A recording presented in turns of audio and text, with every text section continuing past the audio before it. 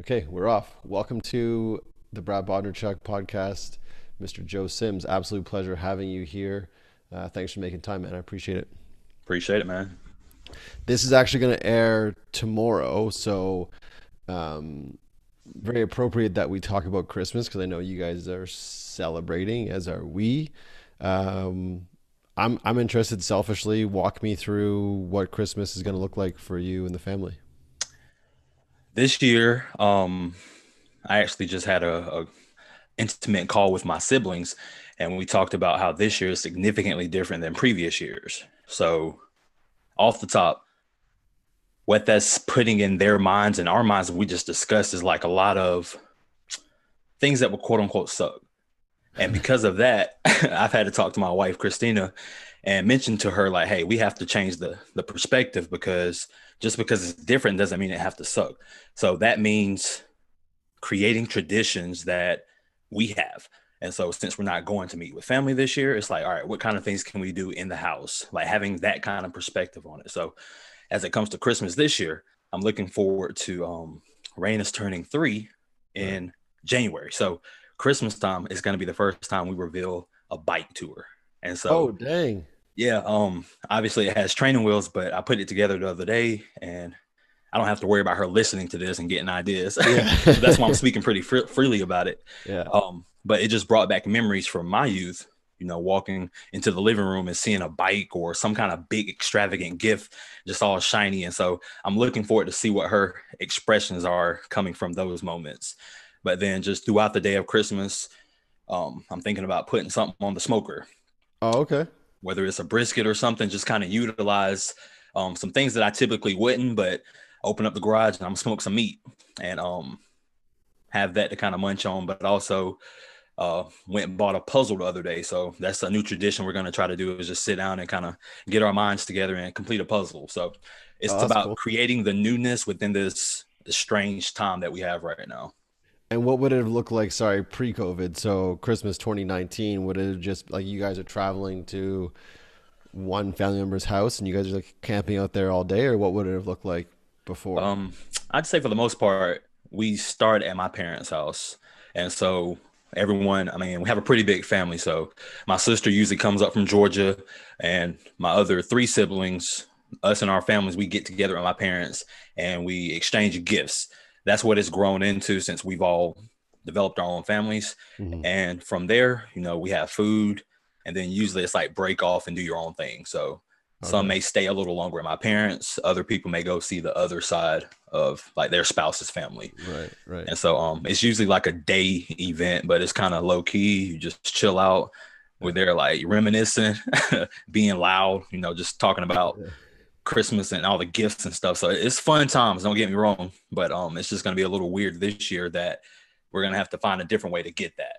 Right. Where does Raina fall in regards to age with her cousins?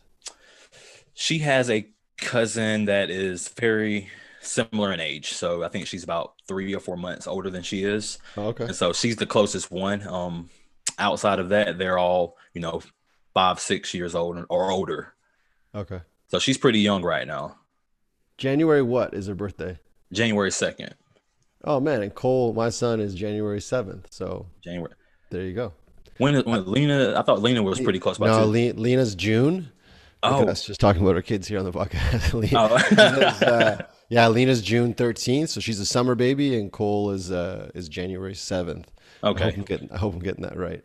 Yeah, Pretty we're sure. having to try to divvy up gifts like what are we gonna do Christmas and what are we gonna do birthday? Yeah, So that's interesting as well. So I've thought of that preemptively. Obviously, Cole being 11 months right now, he has no idea that mm, he even exists really, or what Christmas is. But there will come a day when Christmas butts up really close to his birthday, and like, how do you discern those two and keep him excited about both of those events? So I look forward to learning from you as you kind of wage that war, if you will, through the years. Because yeah, like Raina now, she's 3. hmm Sorry, soon to be 3, right?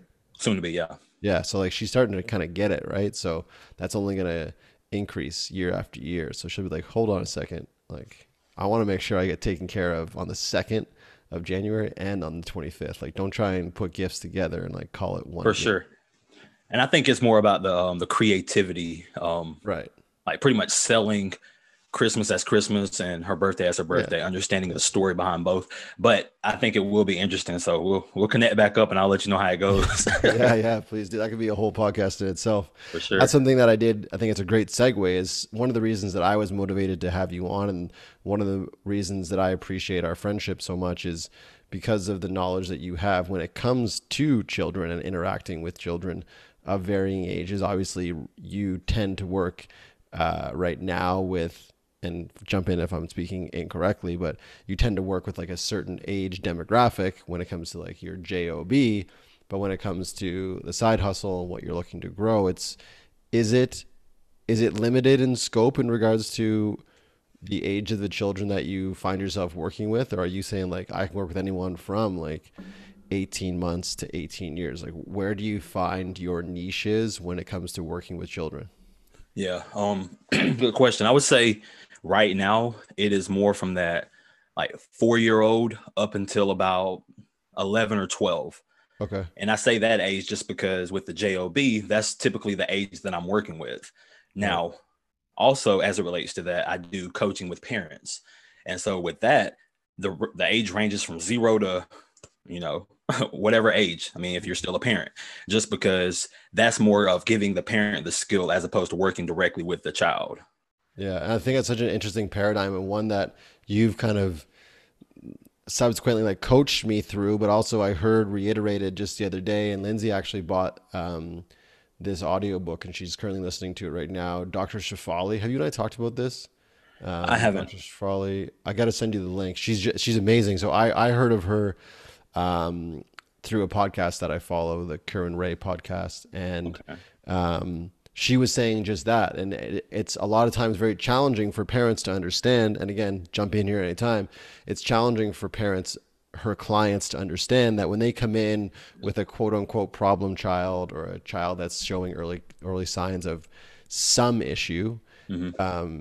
her focus isn't actually necessarily treating the child, it's actually treating the parents. And it reminded me of what I've heard so much about addiction. Like, you're not treating the addiction, you're actually treating the cause of the addiction. So it's not the Yeah. fact that you drink alcohol, that's not the issue. It's what's causing you to want to drink alcohol. So for you, do you find it as well, it's kind of when you work with your clients, do you find that you're having to really coach people through the understanding that, like, yes, we're here to help your child, but to really Hmm. help your child, we need to work on you too, or just you, depending on the Yeah. dynamic of the family?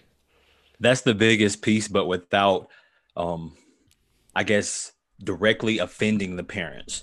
Not saying, oh, it's your fault these things are happening or anything. It's not about that, but it's more about just empowering the parents to take responsibility and say, okay, yeah, we can get services in the public schools or whatever that may be. But when it comes down to it, this kid is coming back home to me, the house that, we've built for them. And so at that point in time, it becomes their responsibility to take control of how they're viewing and kind of shaping their child's development.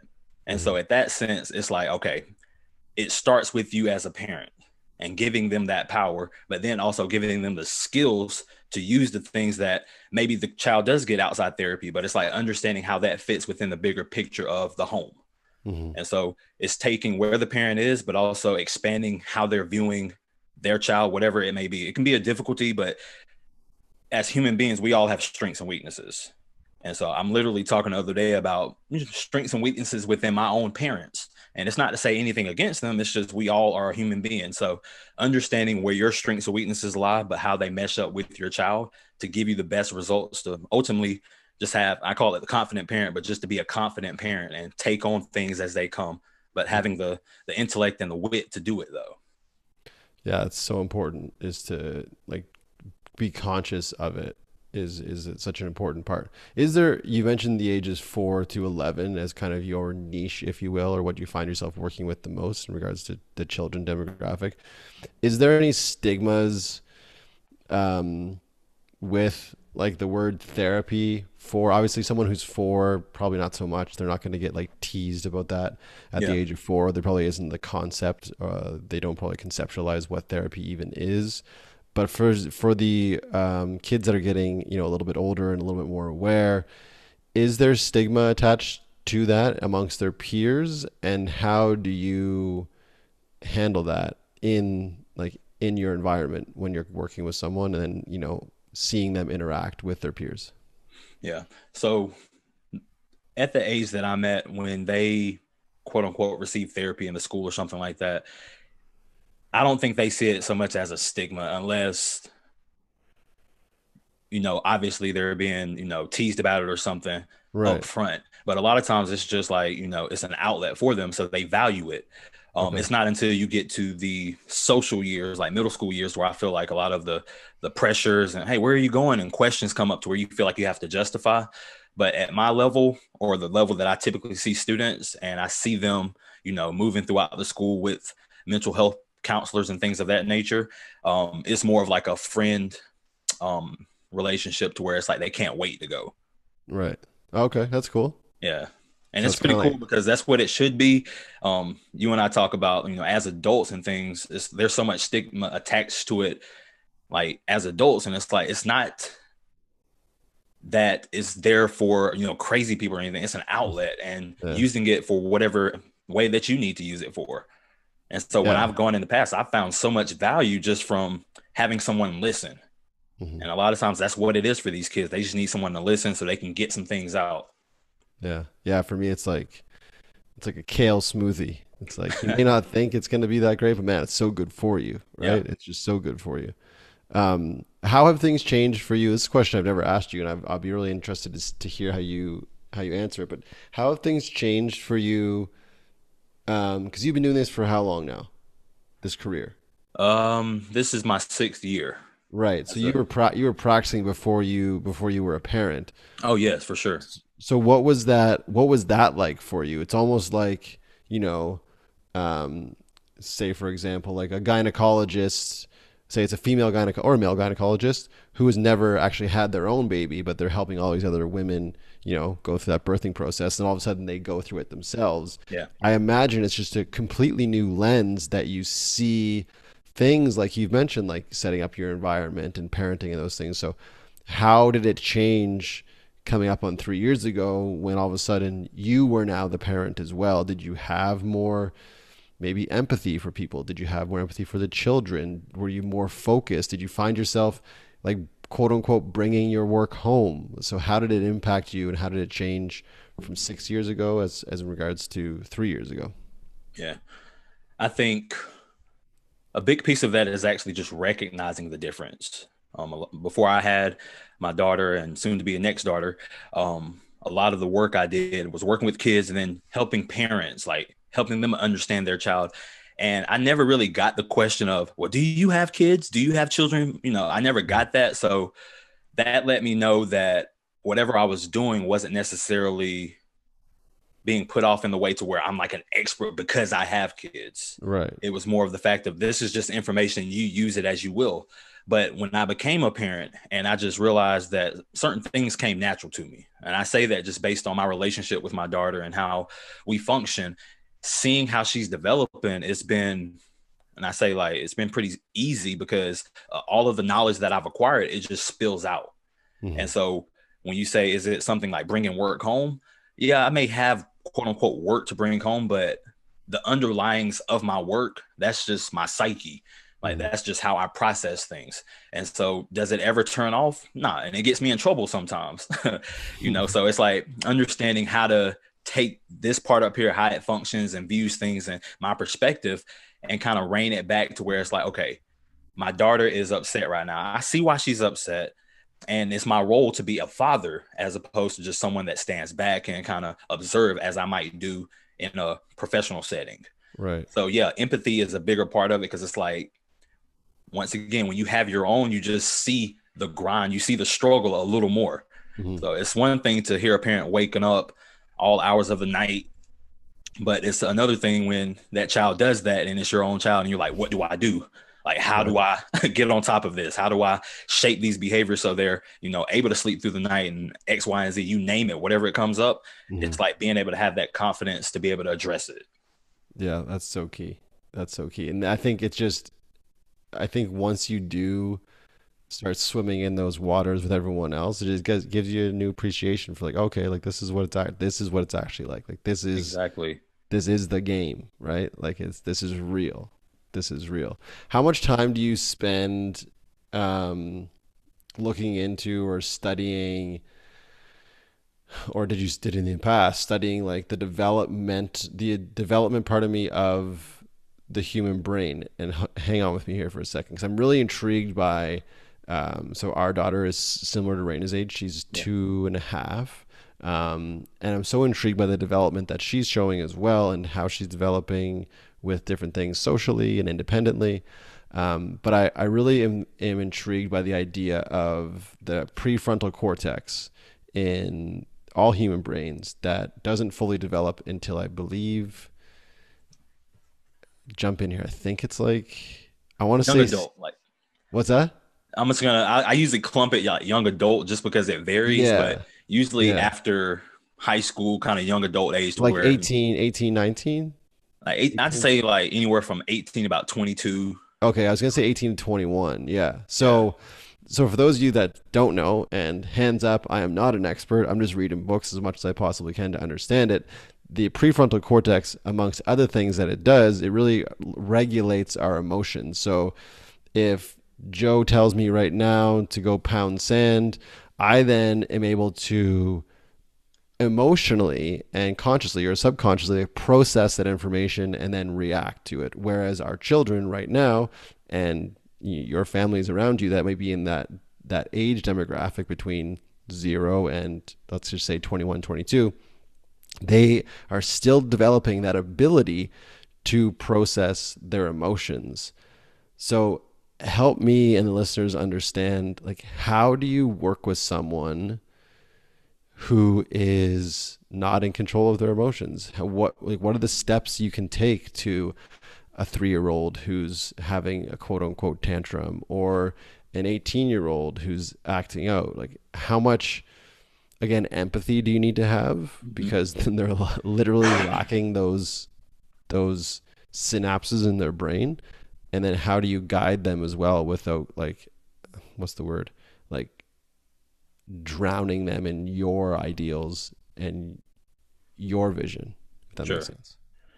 Yeah, it's pretty easy, but it's not easy. But how I would go about doing it, first off, is, and I think it's a good skill just to be able to relate to children. A lot of times I feel like I'm still a kid in my head just because Right. when I'm like around a group of kids, um, it's like naturally I adapt just because I put myself in their shoes. And so if you have a 3-year old that's, you know, having these emotional outbursts and they're not able to kind of rein it in, it's like, all right, first off, why are they having these outbursts? You have to be able to get to where they're at. And a lot of times, and this is where it gets scary sometimes, like with older kids, 11, 12 years old that has a lot of these issues going on, to get where they're at, it may scare you sometimes because it's like out of your comfort zone. Mm-hmm. So you have to be able to actually see, okay, they're acting out because of something in their life. I mean, we all experience things. So something in their life is causing them to act out in this way that they're not able to articulate. Mm-hmm. And so once you're able to kind of get to where they're at, like understanding where they're at, showing that empathy, but really seeing what's the root of their emotional outburst. For a 3-year-old, you talk about that prefrontal cortex, man. If I take away an empty bowl, that can set something off because it's anticipating like, oh, I'm not going to get any more. And it's just all of these things that haven't quite made sense in the 3-year-old's mind. And Mm-hmm. so for me to get where she's at, I'm like, I know she's upset because I took the bowl away. But when it comes to that shaping and developing, it's like understanding where they're at, and then you can start leading them out of it. So Right. if you take the ball away and you see they're crying or something like that, it's like, all right, giving them the words, oh, let's go get more. So that way they're associating, oh, they're not taking this thing from me. I don't have to act out. And it's just shaping the behavior to put knowledge and, language to certain actions. So that way, when they're 5 years old, it's not an outburst. It's they start to make those connections and understand things deeper. Yeah, it's so interesting. And I think for me, as you're describing that, the word that comes up is patience. Like you have to, Yeah. I think you have to have patience and have to be able to exercise and tap into patience as a parent. Um, I'm assuming at all phases of being a parent. I'm sure when our daughters and my son are in their teen years or preteen years or young adults, like there's going to be moments where we really have to kind of like sit and breathe and be patient with it. So patience for me is a key, if you will, ingredient Hmm. in being a parent. What other key ingredients would you say that anyone listening um, should be exhibiting to really excel as a parent? So patience is one that I think is key. I'm not sure if you agree, but Yeah. what others would you kind of lump into that bowl of key ingredients to allow you to be a quote unquote successful parent, Hmm. I a would say confident patient. confident Yeah. parent? I like it. Patience is a huge one. And just to kind of go with that real quick, when you have these moments, and I'm just speaking for younger kids that don't have the words, like it takes patience to sit there and decipher what they're trying to go through. Right. And so you're spot on with that one. Another one that I would see going into is collaboration. Okay. Now, just with natural things and different things in life, you collaborate with a lot of people. But whether you have a spouse, whether you have parents that help take care of your child or anything like that, um, talk a lot about, or I don't talk a lot, but I read things that talk about it takes a village. Yeah. And so when you have a child, there's some kind of village that you have as far as a support system, whether the child goes to school, whether you're collaborating with a spouse or daycare, whatever that may be. And so collaboration is key just because you're going to have to be able to work with people in the home and outside the home. And in my role as a school psychologist, I've seen where maybe certain people don't collaborate as effectively and the child suffers. So making sure as a parent that you collaborate efficiently for whatever that may be. I mean, I'm speaking a lot for if you have a partner in the home. You Hmm. got to be able to get on the same page with how you're going to do certain things with the child. And so that way the child at least understands, okay, this is home. This is where all of these fundamental things are developed. And then it's up to the parent to collaborate with people outside the home. Hmm. So understanding like if the child is in school or something, being on the same page with what the school values are, how they align with yours. Teachers, if you have someone teaching your child, like what kind of things are they teaching them and how does that fit with what you're going about trying to develop within your child? Even if it's not the same thing, having an understanding and collaborating about it, I feel like is a very critical skill though. Yeah, collaboration. I like that one a lot. Are there any others that you feel like could we round it out with a third? So like Oh yeah. patience one, collaboration two, a third that you think is just either you find yourself trying to tap into it more with your own parenting, or you find yourself speaking to it a lot with your parents through ETG or through your hustle through your job. Yeah. Definitely would say mindset. Okay. And you have to have what I would consider an open or an open mindset as opposed to like a fixed mindset. And that is very vague when you start talking about mindsets in that sense. But basically, for some reason, this is coming to my head. Like in grad school, we dealt a lot with diversity and the LGBTQ community. That was one part of it, certain ethnic groups, and how certain parents maybe view their children if they are quote unquote different than what they expect. Hmm. So that's painful. Like when you think about having that empathy for a child that doesn't feel accepted for whatever reason, um, that hurts. Hmm. It really hurts. And so to be a parent, that's more of what I would consider like an extreme example, but there are things you're going to come up against and you have to be open-minded of why they are and like looking at them with an open mind. Otherwise, you're going to shut yourself off from a lot of possibilities and a lot of interesting ways to view things and grow. Because I mean, I'm sitting here right now with one child. Hmm. In a couple of months, I'm going to have two children. And so for me to be stuck in some kind of rigid mindset about what parenting is like with one child, it's like, no, I have to expand that because now I'm going to have two. It's going to take me seeing what different things look like, different roles as it relates to a 3-year-old and a newborn. Hmm. So that open mind is going to translate to so many other things outside of parenting, but I think it's a very big piece of it though. Yeah, I think kids themselves teach us so much as well. Like being a parent, we learn so much, but our kids teach us so much. And that's something that I don't struggle with right now, but I'm trying to find the balance of, so in our household, we have like our three keys, like our three fundamentals, our three like pillars, if you will, our value Okay. system. And it's kindness, respect, and love. So when all else is failing, the kitchen's on fire and the baby's crying, all that's it, just like, okay, what can we rely on? It's kindness, respect, and love. Hmm.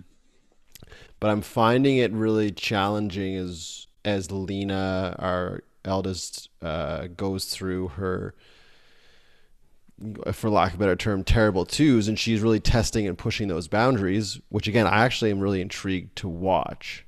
I don't love it all the time, but it's really interesting to watch.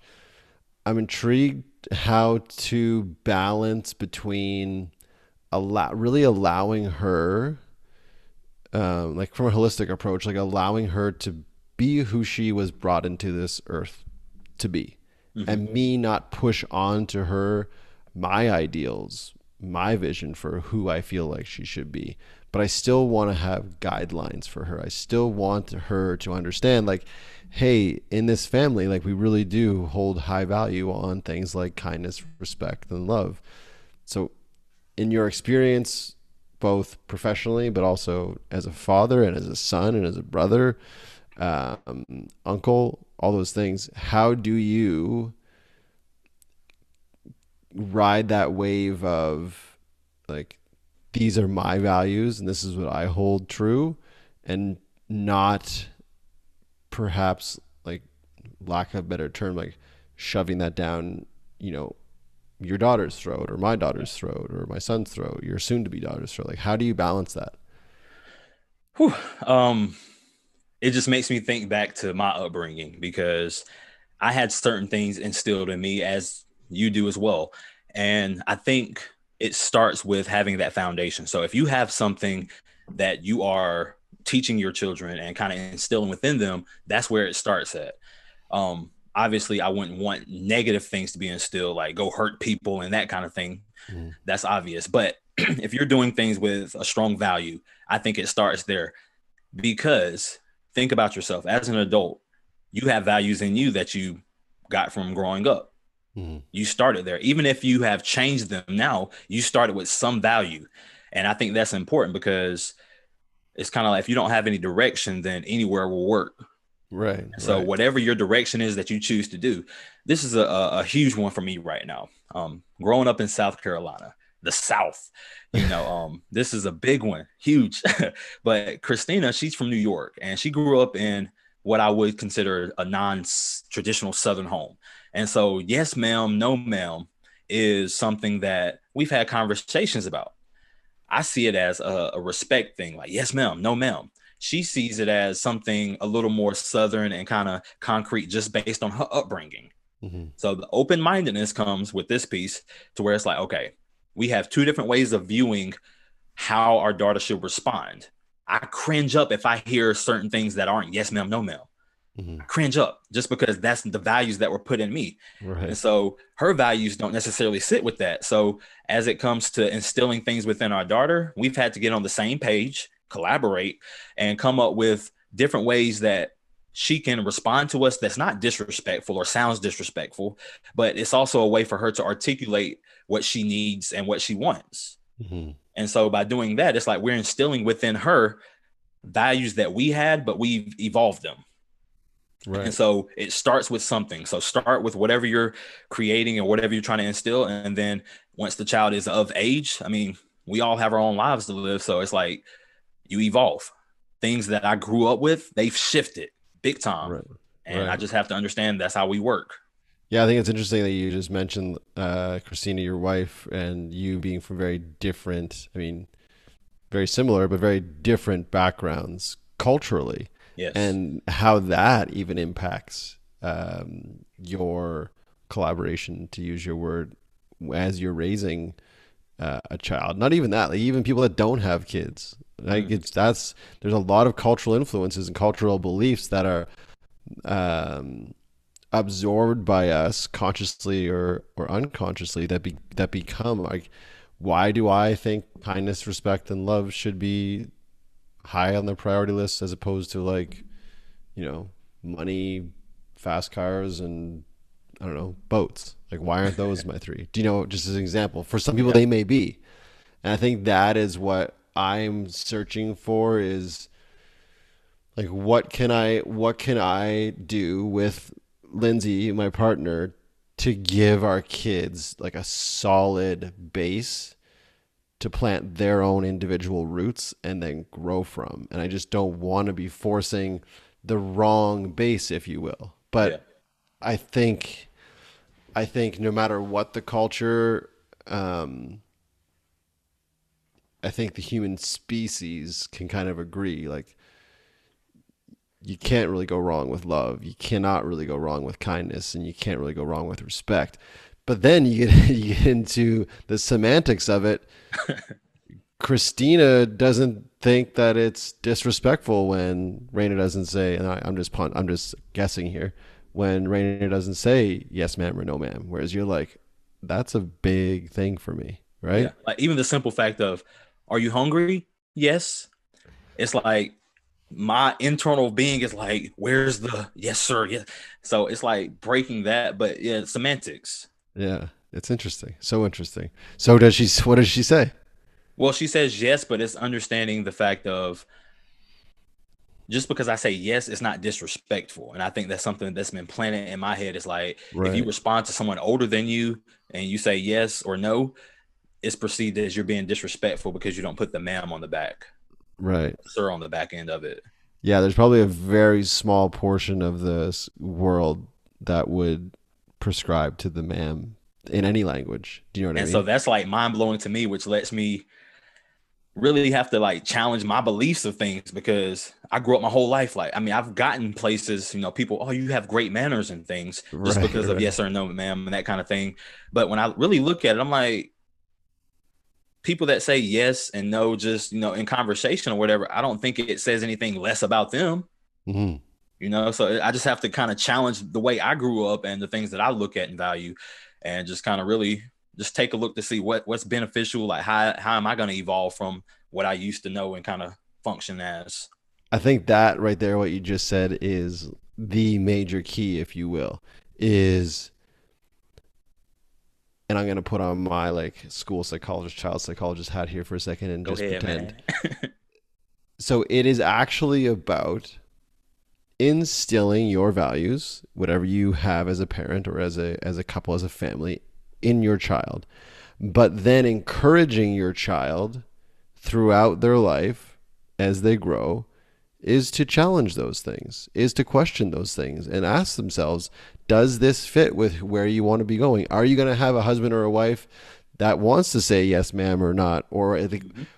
how I think you describing your childhood and where you are now, like you said, it's forced you to really look back and reflect and go like, is that important? Like, do I really have to have butter on my toast and then peanut butter? Like, I don't like, I can just have the peanut butter. But I've thought for so long that I had to have the butter and the peanut butter. And there's all these things that we build up, to your point, that we've been influenced either consciously or unconsciously through things like cultural beliefs and the environment in which we grew up in. But I think what you just mentioned for me was a bit of a light bulb moment and going, yes, that's it. The difference is saying, like, look, this is my way. This is what I feel is right for me and our family right now. Your mom and I feel this way, for example, but we want you to be your own person. So if you don't want to have these three values as example, or if you want to say yes, ma'am, or no, ma'am, that's up to you. Yeah. And don't get me wrong, that second piece that you mentioned, I forget the word you use, but basically you have a threshold to where there's just like some things that are standard to where it's like, yeah, I Yes. respect the fact that you may think differently. I'm just thinking like as a teenager, you Yeah. may think differently, but there are still rules at this house. And, if your rule is no parties, on the Yeah. weekend or Yeah. something Yeah. like that, and the child breaks that, then you have your guidelines and your things set up to kind of consequence that. Yeah, and then you and I talk a lot about boundaries. Like we still have to Boundaries, have that's a better word. Yeah. boundaries, right? We still have to have those boundaries in all of our relationships, business, intimate, with our children as well. Like all those unique relationships, there have to be boundaries set. But it's encouraging for me. It's encouraging that exploration. And this is something as well that Dr. Shafali, I'm going to send you the link, dude. I think it's such a great, Yeah, for she's sure. such a great resource. Um, she says things like, why do you think that your son or daughter isn't going to push curfew? Why do you think your son or daughter isn't going to experiment with, you know, drugs and alcohol or sex or any of those things? Like, chances are you did as well, and all your friends did. So why is it fair to expect that your child isn't going to? Like, that's what they're supposed to do at that age. Hmm. Lena's 2, Raina's 3. Like, they're supposed to be doing the things that 2-year-olds and 3-year-olds do. That is just because guess what? You and I did it as well. Yeah. Did it look different? Maybe. Did I experiment with drugs? No. But does that mean everyone didn't? No. A lot of people did. And it's not fair for me just because I didn't to expect that my children won't. I think that's a key learning and a key mindset to have is like don't have these expectations of your kids that they're going to be these perfect little things Yeah. because they won't be. And I think to go with that, it takes honesty within yourself because a word that's been popping up lately for some reason is transference, especially like in the therapy sense. Like if you're working with someone and the emotions transfer, a lot of times that's irritated when certain things within yourself aren't revealed or acknowledged. And so if things pop up and I'm just thinking once again to a teenager, and like you said, are they going to experiment with certain things? Are they going to likely be put in certain situations to where they may be pressured to, act sexually, whatever that may look like? Like, be honest and look back when I was that age. What kind of things was I exposed to? Right. And I think it takes that honesty of self-reflection before you can actually see your child wherever they may be, because otherwise you're just going to, in my opinion, like shove things in a box Mm-hmm. and it's just going to be my way or the highway. And it's like, when you think about it, you was a child once upon a time. Mm-hmm. Like you got in trouble with your parents. Like just think of it a little bit from that perspective. Not saying you have to completely abandon every little thing that you learn, but just kind of take that into consideration Yeah, and and I be also honest with feel like, yourself. sorry, go ahead, finish the last part. Now, I was just saying, be honest with yourself about Yeah. like who you are and your development, basically, and use that. Yeah, and I also feel like once you try and rule with that iron fist, it's like if they're just gonna it's gonna motivate them even more to do it, right? It's Yeah, like when I tell Lena not to hit Cole, and I do it in a way of like I'm trying to control the situation. She's like, "Dad, you have no idea." She's like, "Just watch me go."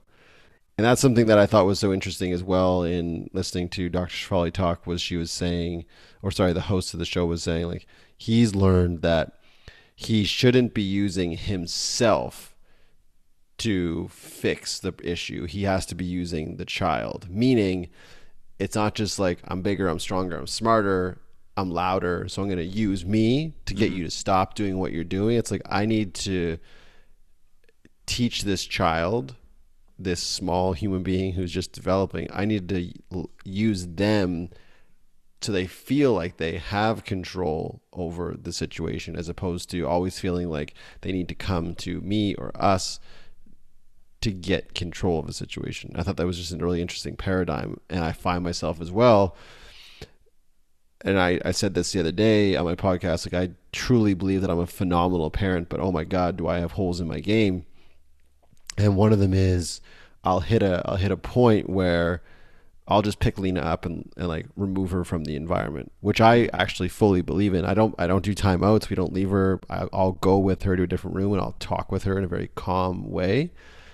But I realize that it's not really in line with how I want to parent at the core because I don't want to have to like physically pick her up and move her. I could see how that could be very frightening for her Yeah, as a young child. So I'm encouraged to learn more ways to use my language, to use my body, to use my breathing, my facial expression, all those things. And again, I'm interested to get your take on this, like the non-communicative stuff that I can use to help her work through the situation, as opposed to using for lack of a better term, just like brute force. Again, I would never strike her. I would never do anything like that, but I'm literally just picking her up and taking her to a different room. But I want to increase my toolbox, my toolkit, so I can tap into these things and not have to just, well, dad's bigger and stronger and he doesn't like what's going on, so he's just going to stop it. Mm-hmm. Let me make sure I'm clear. When you say nonverbal, are you talking about like the situation where you pick her up and remove her from the situation?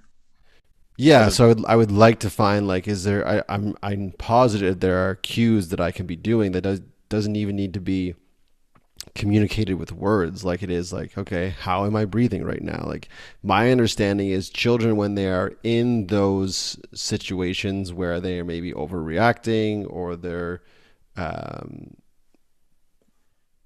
they don't have, they've lost control basically of their emotions. that They're just amygdala's going wild. firing off. Yeah, exactly. I'm sure there are ways that I can be in that space, in that environment, that don't require me to either raise my voice or talk a certain way. It's just like Dr. Gabor Mate says, I'm a massive fan of his work, and he just says, like, just be there. Mm-hmm. And like Dr. Shafali says, like, it literally is a storm. It will pass. Like, you have to have faith that it will. This isn't a constant thing. So just like be in the moment with your child, which I know for a lot of us is really tough. Like you've working all day, or you just had a fight with your brother, or rent is due, or all those things. So any advice in regards to how to carry yourself in those moments, to not to sound too woo woo, but like to be grounded, Mm-hmm. to stay calm, and be that rock that your children actually need you to be? Yeah, one is doesn't come to me as natural, and it's the whole empathizing piece. I Mm-hmm. mean, I think I'm pretty good at it, but when it comes to certain things where I'm too consciously thinking about it, like why is she becoming upset at, me taking something away? Like she's sleepy. She's obviously not, willing or able to do it. She's about to fall asleep. So me taking these situations, and if I jump into them and completely just go against what my internal part is and be empathetic, then it's like I use the words. So it's not completely nonverbal, but like if she stubs her toe for it, let's use an example like that. She starts to cry, and it's like there's nothing I can do. And a lot of times it's just the simple fact of me going up to her, holding her foot, and being like, "Oh, it hurts," like and getting into that role. And she's like, "Yeah, it hurts." I'm like, "Oh, bad table." And Yeah. and as soon as I do that, it's like, she stops crying. Mm-hmm. Yeah. And so in those moments, I find that like getting on her page quicker Mm-hmm. helps me diffuse the situation. But then I also like the piece that you mentioned with deep breathing, because I have done that as well, to where something has, taken her to that state and I see it welling up. She's starting to, Yeah. scrunch her face up. Yeah. Yeah. And so getting in front of her and just, getting there with her, but then start deep breathing, Mm-hmm. just taking it down and being there, because what she's doing is observing me when I do that. Mm-hmm. And for that split second, she's like, "What is daddy doing?" She's like, "Oh," and before you know it, it's like she's out of that state. So it helps. And I'm the same way, to where it's like I won't jump to any kind of physical, uh, reinforcement, or not reinforcement, but any kind of physical discipline. Mm-hmm. But sometimes the sheer voice, it works, but it works not in my favor, just because I feel like I have a deeper voice. And Right. so when I'm like, "Raina, don't do that," she takes it as if I have like scorned her to the end of the world. And Right. it's just like, I hurt her feelings. And so a lot of times I try not to use my words if I don't have to, just because she hears it and is like, "Oh, daddy's deep voice." She knows that she's probably doing something that is she shouldn't be doing or something. And so Mm-hmm. she's instantly associating the deep voice of daddy to cry. And so I find myself trying to get away from using words a lot of times as well. So deep breathing, I think that's a really good one. Yeah, it's key for me because I find um, I'll match her a lot of times, which is not what she needs, Yeah. and then it just like elevates the situation. And this is, again, this is like, I'm not trying to say like this is like everyday thing. It happens Sure. often, but it's not like perpetual. But it's definitely something that I'm becoming more and more aware of, and I have desires and visions of being someone that can, for my children, and for people like my clients as well, and for my partner, that can be calm and like actually be it, not just like talk it. But one thing I wanted to, if we can change speeds for just a second, one thing I wanted to talk to you about was kind of a two-part question. One, are we raising soft kids?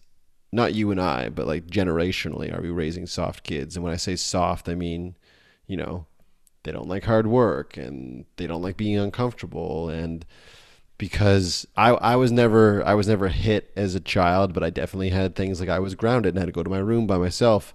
Now the science, as far as I understand it, is showing like that stuff is actually really detrimental to your children, to the children that we're raising. So are we raising soft kids? And then how do you work with your clients who may be stuck with a mindset? I say clients meaning the parents, stuck with a mindset of things like, you know, timeouts or spankings or those types of parenting controls, if you will. When you say stuck, like they don't know how not to use them. No, like stuck, like they don't understand the progression of the science. It's like, for me, and I'm asking it selfishly because I find when I communicate with the grandparents now in our children's life is they look at things through their lens, which obviously they would because it's their lens. Yeah. But I don't think they understand the studies that have been done, the science that has been done that shows like these things, like when a baby is wailing, crying, and they used to say, "Oh, just like leave the baby, like let the baby cry." It's like, no, actually, that baby should be held. Like the baby needs to be held. Do you need to go in every single time and pick them up out of the crib? And no, I don't think that is what the science says. But from what I understand, the science says is like if we want to develop emotionally stable and strong children, they need certain things from us, and it isn't an ass whooping and timeout. Yep. So, one, are we raising soft kids? And two, how do you deal with people that are still in that mindset that may be a bit antiquated culturally, obviously, because it varies from culture to culture, but I should say North America wide, it's kind of progressed a bit now that we no longer need to be doing those things. And actually, when we do them, they're actually detrimental. Mm-hmm. So the first question, are we raising soft kids? I can't speak for everyone, but I'm trying my hardest to avoid that. And I think it starts with defining what soft is. And so this brings me back to when I coached football and basketball. Basketball was a lot different because I coached the lady rebels at the school. And working with all females is a whole lot different than working with males. And so just understanding the gender differences is a big piece of it. But when it comes down to, when I say soft is more of the mindset. Yeah, So for sure. if you can't take on a challenge and like work through it and grind through it, you're soft. If you see an obstacle and you want to avoid it by acting out or anything like that, you're soft. You don't want to put forth the effort, you're soft. So those kind of things, yes, there are parents out there that are, I would say, unconscionably raising soft children. Mm-hmm. And I say unconscionable because at least to the second piece, to where if you do have certain, things in place to where it's like, let's say for instance, you always whipped, you act out, get a whipping. It's 2020 right now, about to go 2021. Like you're talking about all of these studies. It's time for you to learn. It's time for you to get some research, get some books, and just read. Challenge what you believe to be true, because there's no way for you to continue to hold on to that mindset solely when there's so much contradictory information out there to develop and grow how you're looking at certain things as it relates to discipline. Mm-hmm. And so, yes, you may be raising a soft child based off of the definition that I gave, but there's always opportunity to grow. And that starts with learning. Google certain things. I'm for real, like other ways to discipline your children, and just start going down the bunny hole of, like you said, you're always looking to try to grow what you're already doing. That's all it takes. Mm-hmm. And by doing that, naturally, you share those skills with your children. And when I say soft being a mindset, there are going to be certain things compared, like some things I may instill within Randy. You may look at them and be like, oh, those are soft. But that's where you really have to know what standards you're putting what Right. standards you're installing. Hmm. And so if you're believing that you're building strong kids, then yeah, you better be able to back that up based off of what you're doing and what you're instilling within them. I think that's a great, again, segue into what you're developing in your program, in regards to like helping parents become confident parents and helping parents with those tools to really raise. And I'm just gonna like put words in your mouth, and you can correct me if I'm like raise like responsible, respectful, confident kids as well. Like parent, if we expect our kids to be confident, then you kind of need to be that as well. We can't have. I'm learning a lot about right now because I'm so intrigued by the idea of learned helplessness. Do you know about this? Yes, of course. Um, it's a psychological thing, right? Yeah, learned A big helplessness. piece of it, yeah, based off of conditioning and like Right, just certain things being conditioned to where you just develop that learned helplessness. right. So I'm really intrigued by that and that whole field. But help me and the listeners understand better like what you've developed and what you're developing as a product and a service for people that are interested to help them with this path of becoming confident parents. Sure. Um, a lot of what we do, and I'm working through a book right now talking about words, it's semantics. So we talked about soft, that's based on how you're viewing it. So when I say confident parent, it's not saying that the clients that I have coming through, they're not confident. It's more about how do you maintain that level of confidence as you continue to develop, because as we talk about, new things are going to pop up, and so you have to continually evolve, continually learn. And so what confident parent is instilled or designed for is to help parents take away their own learned helplessness, like as a parent, but then also using those skills with their children as well. And so I talked about earlier, yeah, the child may have outside services, but they come home to you. And so being a confident parent is more about having that, empowering yourself to feel confident. So if Mhm. a situation comes up and it's like, yeah, I don't know what to do, you're at least confident to the point where you can figure it out. And that's what it's all about, because at that point, you're no longer helpless. You can feed yourself. You can find out how to get the answers in. And there's a certain way that I teach it within my confident parent. It's a systematic way to where I'm taking all of my skills as a school psychologist, mixing those with the experiences that I've had as a parent and just my mindset development. And it's like blended all together to where, yeah, an everyday parent can take this program, go through this course, excuse me, go through this course, and then at the end of it, have a structure, a framework in which, little Susie is exhibiting these behaviors. Little Susie struggling with, following these directions. These are the ways that you can look at that and break it down to actually get results, get improvements, progress. And that's the name of the game. And how are people, if people are listening and they want to get in touch with you or like engage with this program, this course, how do they do that? Yeah. Facebook would probably be the easiest on the business page, but that can be at Joseph Sims 57. All right. And that's just my full name, Joseph Sims 57, or my email address, which is etgtoday@gmail.com. And the Break ETG today. Yeah. break down ETG for those who Okay. don't know. What's I'm glad you ETG? asked. So ETG is the acronym for Embrace the Grind. And that's my philosophy of life. And that's something that I've adapted and developed over the years. It started with my dad, like teaching me certain strategies of like, don't let it whoop you. Challenging things are going to come up. Don't let it whoop you. And so as an adult and actually having my first daughter, it's like, all right, it sucks waking up in the middle of the night.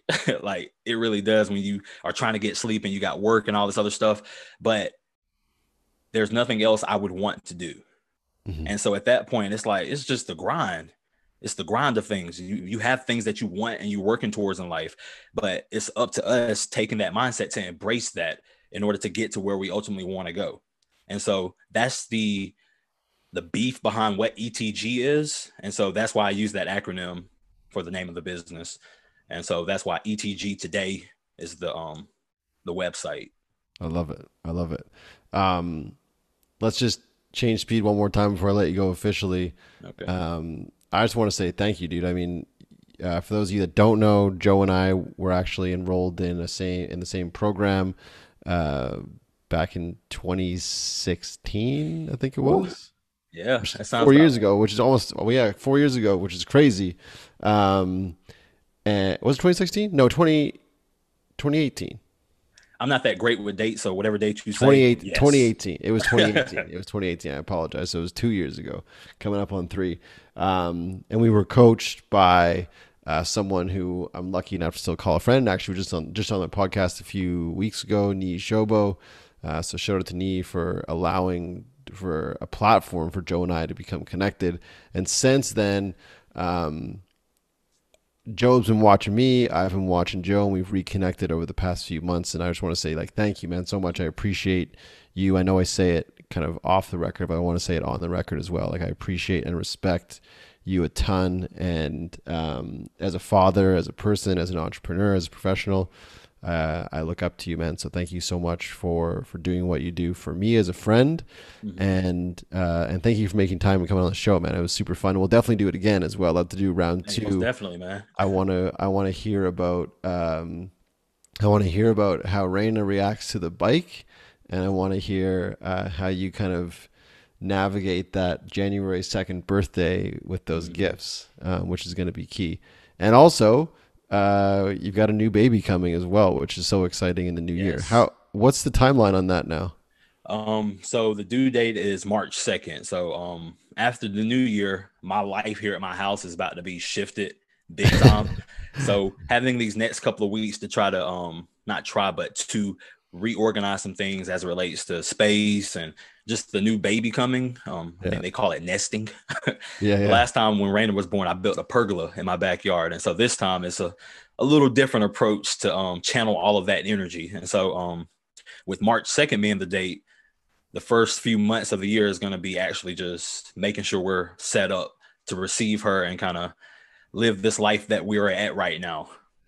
yeah. It's beautiful. And Joe and I kind of talk about it a bit, and we joke about it off the record about how he has the one kid right now. We have two, and Joe has witnessed me go through the grind, if you will, of what it is with two.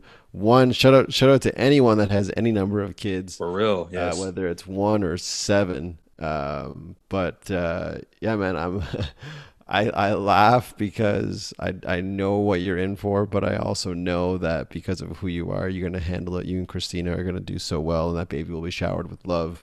But I look forward to those early morning messages from you going Oh, like, dude, she did not sleep at all last night. I hope that doesn't happen, but life is uncertain, and I'm sure it will at some point. yeah. I was Um, very blessed this morning. Raina slept until about like 7:15. Whew, I'm like, what? This is unheard of. that's like an Or at early least, Christmas gift. oh yeah, I'll take it. And so yeah, that's just straight morning time that I'm able to get my mind right and everything. So that was a good Christmas gift. You're right. Yeah, early Christmas gift. Before I let you go officially, dude, is there anything that you wanted to share with the listeners that are parents or soon to be parents? Any kind of, again, major keys to steel knees terminology that you feel parents should be focusing on, need to be focusing on? Anything top of mind that you really wanted to get across? Yeah, I mean, when it comes down to it, as parents, we have responsibility to lead our children, but for our children to see leaders in whatever way that may look like for your family, whatever your business or your work may look like, we have to lead our children. And that starts with self-awareness. So never get to the point where it's like you can't grow as a parent just because you're going to constantly be faced with challenges and there's always opportunity to grow. And if you're looking for help in growing as a parent, whether you're a new parent, a more developed parent, that's why I have my Confident Parent Coaching Program available to you. And so, yeah, just the direct access to the information on there, www.etgtoday at g. Oh, sorry, Yeah. www.etgtoday.com/CP2. Nice. I'll put the link in the show notes as well. You guys can access that. They'll be going out my email blast. So you guys can click the link and you can check it out and book in, I'm assuming, like strategy session with Joe to see if the program is the right fit for you guys, which is always a smart play before Most you get definitely. too invested in anything. But that's it, guys. Thank you, Joe, for your time. I appreciate you. Merry Christmas, dude. I'm gonna obviously say Merry Christmas to you a couple more times before the actual day, but I'll say it here on the record as well. Merry Christmas to all three of you. We'll say like three and a half of you Yeah. from four of us here. I look forward to hearing how that brisket turns out. Oh, yeah. And yeah, and thank you guys as well for tuning in. If it wasn't for you guys, this show would not exist. I want to say Merry Christmas to all of you. If you guys celebrate Christmas, amazing. If you don't, I hope you're surrounded by family and friends, and I hope you are healthy and well as you round out 2020 and head into 2021. That's it for me. That's Joe Sims. I'm Brad Bodnarchuk. This is, or just was, the Brad Bodnarchuk Podcast. You guys know what to do until next time. Be good and do good. Peace. Bro, we did it. Easy. Yes, sir. How was that? That was fun. Nice. That is what I envisioned as far as the emotion that I put in place. Because I told you beforehand, I was like, I've never been on a podcast